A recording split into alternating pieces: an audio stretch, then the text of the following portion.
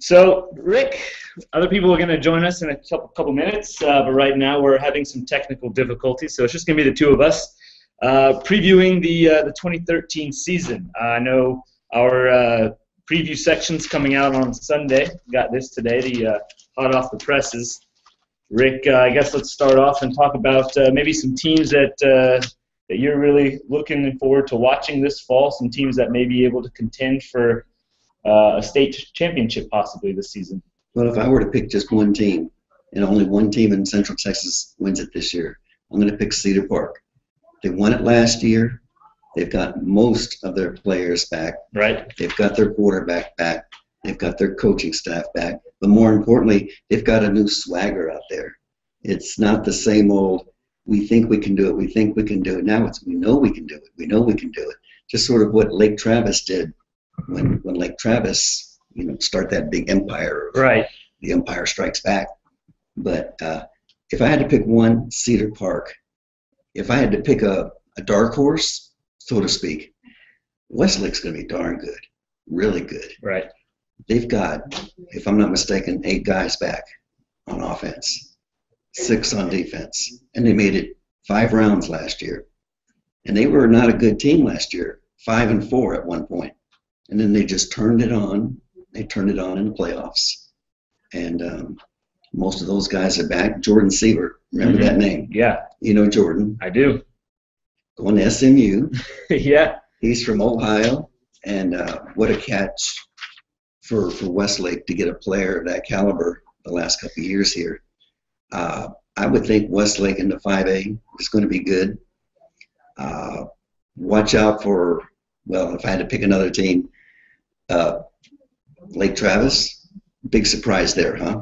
I mean, year one they had in 5A, they had a good season, but they surprisingly kind of got bumped out of the playoffs in that first round. You were there for that game, I believe, against Pflugerville. Was that right? I was there for the Pflugerville game. They lost 23-21, and they apparently caught a touchdown pass in the last play of the game.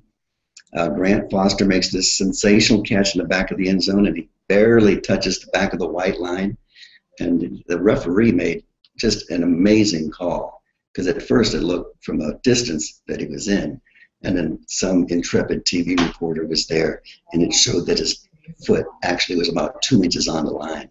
They would have won that game, but they did have a ton of injuries last year, and they try not to use that as an excuse, but they had 3 offensive linemen who were out with concussions, and I know that's the new wave of right. Anytime concussions come around, you got to be safe and sit them down for an extended period of time now. And what happened last year is normally they would come back in a week, 2 weeks, 3 weeks at the most.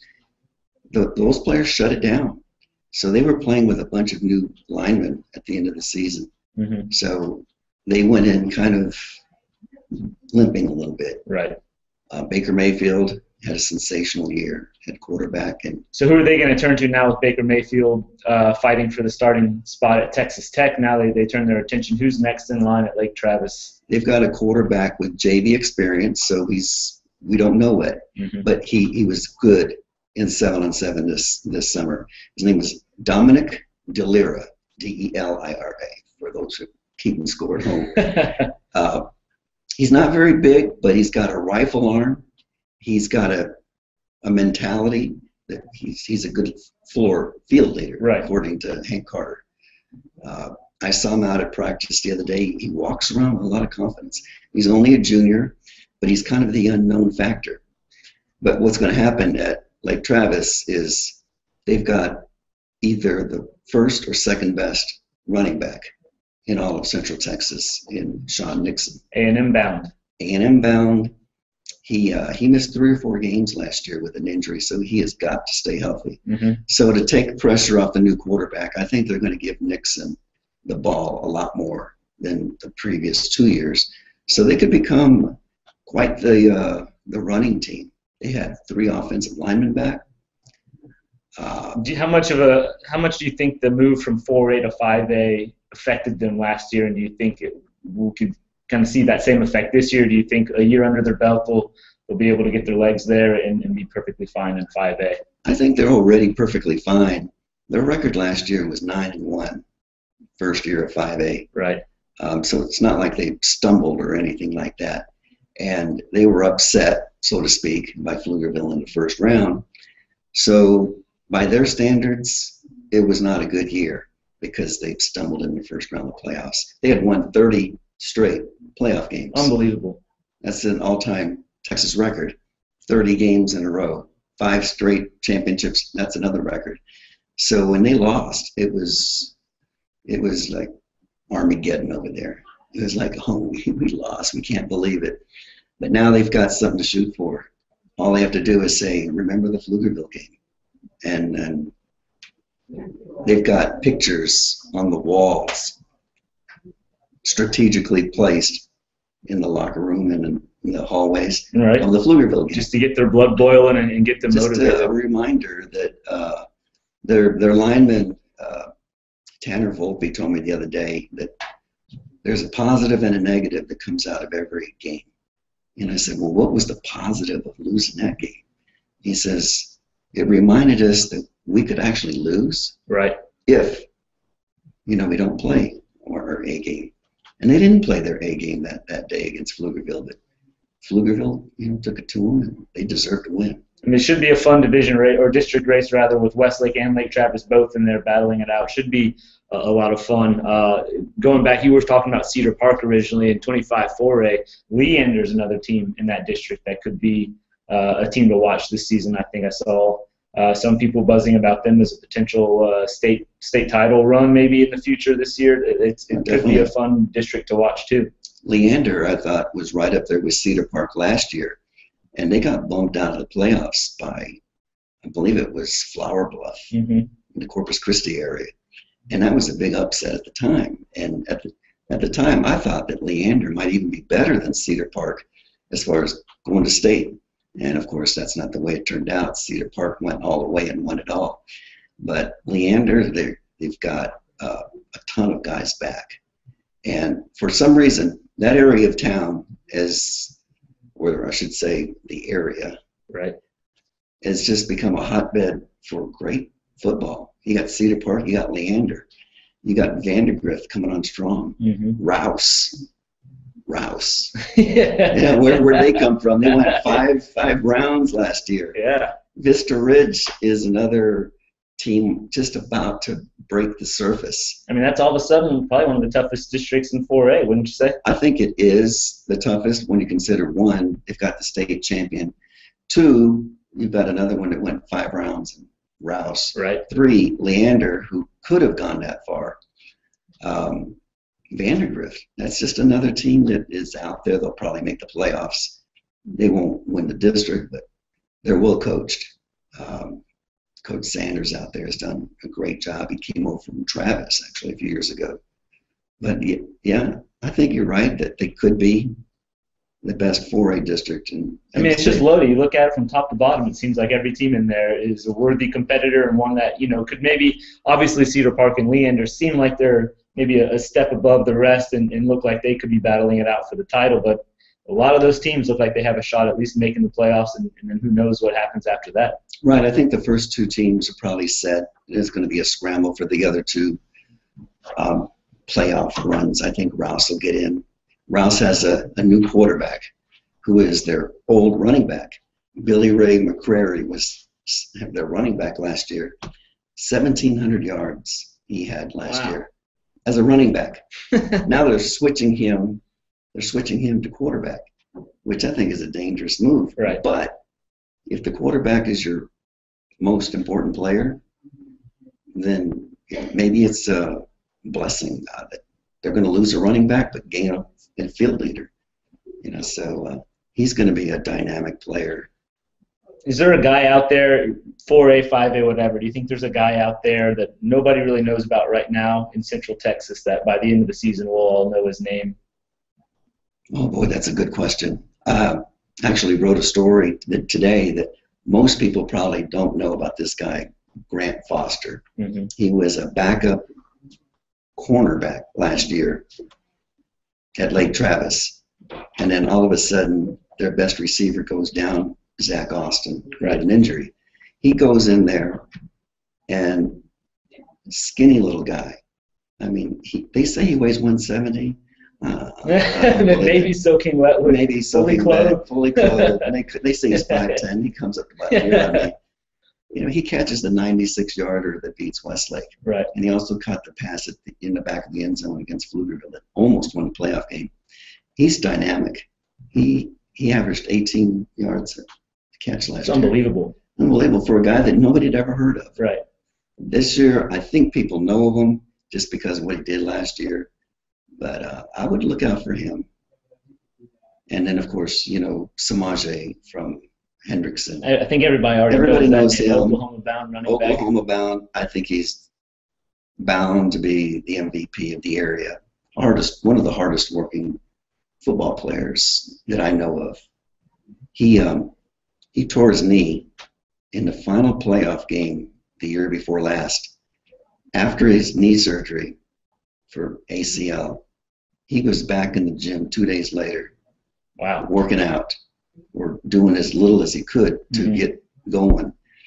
And sure enough, he comes back last year, and he had one of those Adrian Peterson kind of years. You know, he tore the ACL and he came back even stronger. Funny to drop Adrian Peterson as he's destined to go to the Sooners along where Adrian Peterson went. So I didn't even think of that, but that's a good catch. Well, I don't know if people are probably getting bored of Rick and I talking. Looks like we have a newcomer. Hello. You there? Can you hear us? I don't know who that is. You there, Chris? Chris? I don't think Chris can hear us. Rick, is there anybody, I mean, we've hit all the big schools, Leander, Cedar Park, Lake Travis. We've talked about these. But what about, and we've touched on the 16-5A with Hendrickson. What else? Who else in that district do you see as a potential threat to maybe make some noise in the playoffs? 16-5A. Oh, you talk about an even Steven kind of deal. Right. Oh, my God. I like Westwood. I think that they've got almost everybody, not almost everybody, but several players back from last year's team. And they went 3 rounds deep last year. And they've got one of the most dynamic, most upbeat coaches there is in Anthony Wood. I mean, he's revved up before the game starts, and he's even more revved up when the game is over. He's got those guys moving.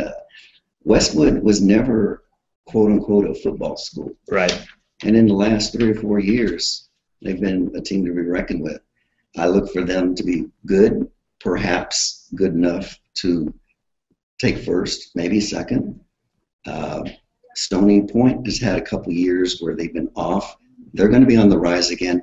But watch out for Cedar Ridge. Cedar Ridge. Cedar Ridge, the new Round Rock school. Believe it or not, they have the highest enrollment in Central Texas. Wow. Hardly anybody knows that. They took a bunch of kids out of Stony Point, then they got their own new kids. They've got more than 3,000 kids in the school. Wow. And their coach has South Lake Carroll ties. Todd Ford is the coach. And I mean, they had unparalleled success in South Lake Carroll.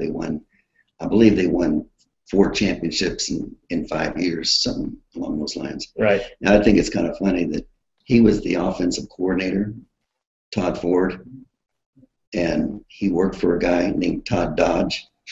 So he had Dodge and Ford as the 2 guys. That's funny. 2 Todds. That's really funny. 2 Todds and 2 cars, and then they both went on to North Texas together. And then, well, you know, it didn't work out there, but here they are. And watch out for Marble Falls.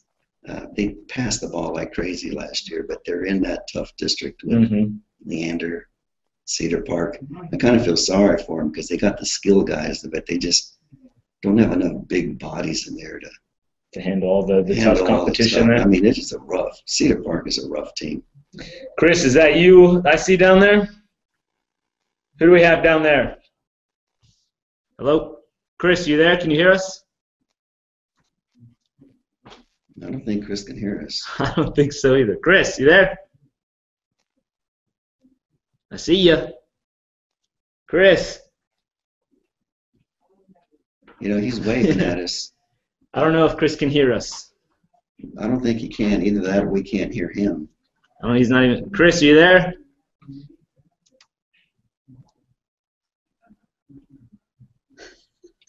Man, he looks eager. He looks eager to contribute. This is a label. Chris, I don't know. I don't think we can hear you. You might want to check if your mic is working. I see your lips moving now. We can't hear you still. Maybe he can hear us, but we can't hear him. I don't know. We can lip read. I think what he's saying. I think he's talking about backstrap football. I think what he's saying is watch out for backstrap. No, we can't hear you, dude. The backstrap, backstrap, they've got the athletes.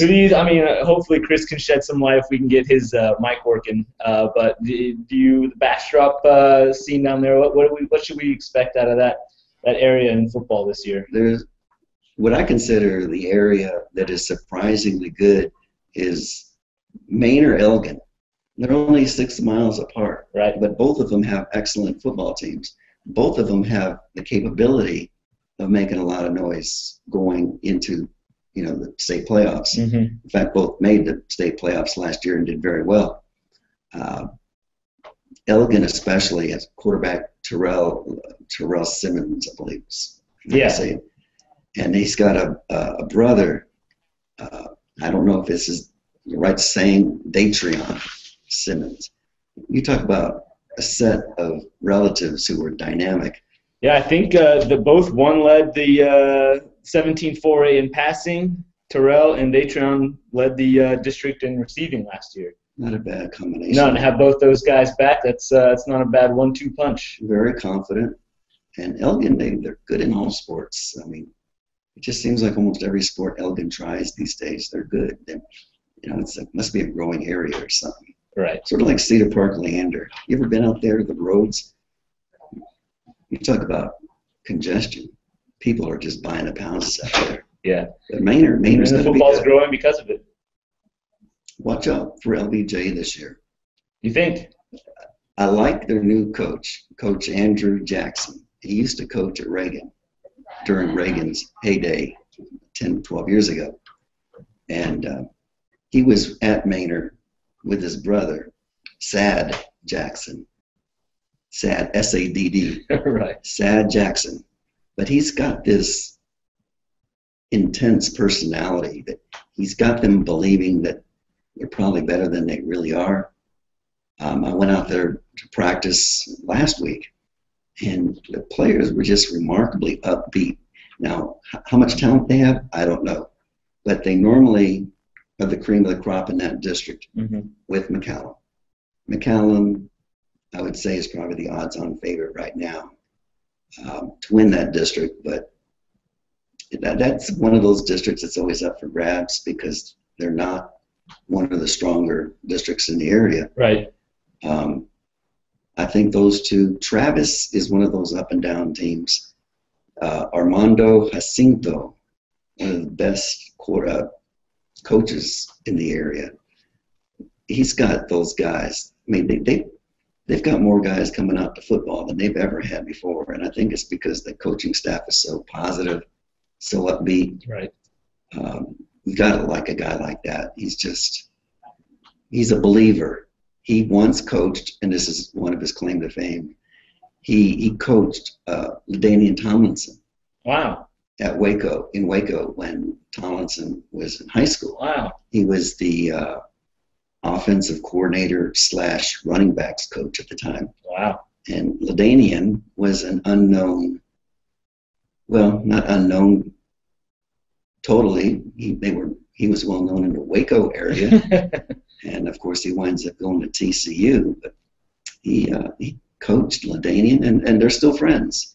He tells me every once in a while that LaDainian will call or somewhat, and they're still friends. And I don't know if they've got anybody of that caliber, right now at Travis. I don't know if anybody is that caliber in Central Texas right now, but Tomlinson was about as good as it gets. What about Rick in 3A? I think Wimberley's getting a lot of love in the preseason as potential threats in 27. 3A and maybe a deep playoff run there. Can you tell me what about them impresses you?